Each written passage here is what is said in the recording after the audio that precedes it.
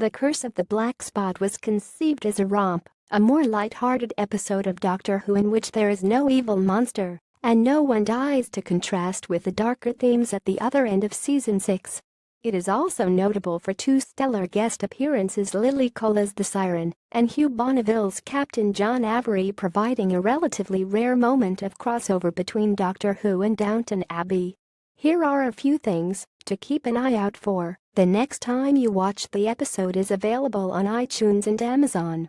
The original title of the story was Siren, but it was changed to echo the title of the Pirates of the Caribbean movie Curse of the Black Pearl. The idea of a black spot on the palm that is a harbinger of death is a familiar pirate curse from Robert Louis Stevenson's classic novel Treasure Island. The real Henry Avery was no soft-hearted seaman.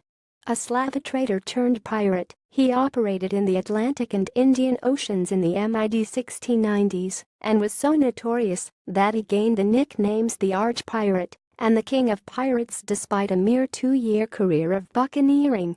His ship, the Fancy, was part of a squadron of pirates who attacked a treasure convoy in the Indian Sea, eventually securing a booty worth £600,000, around $700 million in today's money, making him the richest pirate in the world. A cruel man who led a crew with a reputation for torture and sexual assault, Avery disappeared with his loot in 1696, never to be heard from again. This isn't the first Doctor Who story to name-check Henry Avery. His name also came up in the first Doctor adventure The Smugglers, set after his death. That story deals with a search for Avery's treasure, and where he is mentioned, it is his fearsome reputation that casts the longest shadow, with the Doctor and his companions being told by a church warden that his spirit rides in the dark souls of those who follow in his wake. Steve Thompson was unaware that Henry Avery had ever been name-checked in Doctor Who before.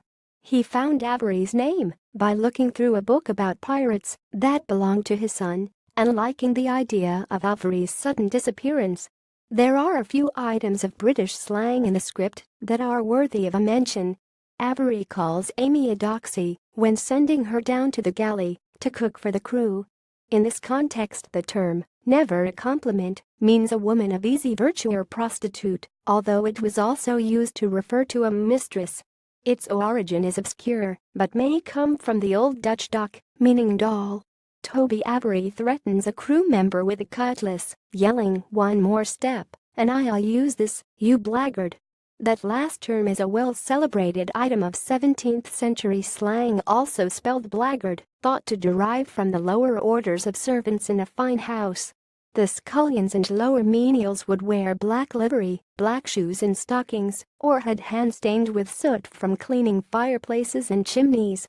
So a blackguard is on the lowest rung of the household, and to call someone a blackguard based more on their contemptible behavior than economic status is to cast them down among the shrakers.